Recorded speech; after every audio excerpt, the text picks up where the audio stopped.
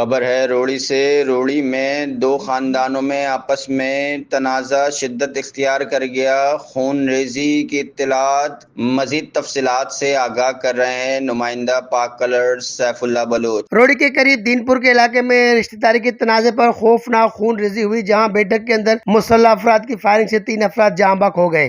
واقعے میں پولیس اہلکار غلام شبیر جاگیرانی، نواب علی بروئی اور حمید اللہ بلیدی کی جان کی بازی ہار گئے۔ عینی شاہدین کے مطابق مسلح افراد بیٹھک میں گھس کر اندھا دھند فائرنگ کر کے فرار ہو گئے، جس کے بعد علاقے میں خوف و ہراس پھیل گیا۔ لاشوں کو پولیس ایمبولینس کے ذریعے تعلق استہ روڑی منتقل کیا، جہاں ضروری کار بعد لاش ورثاء کے حوالے کی گئی۔ اسپتال میں مقتول کے ورثاء اور بڑی تعداد میں دیہاتی موجود تھے۔ عالپٹ تھانے کے ہیڈ مڈر غلام شبیر لانگا نے واقعے کی تصدیق کرتے ہوئے کہا کہ رشتہ داری کے تنازع پر یہ واقعہ پیش آیا ہے۔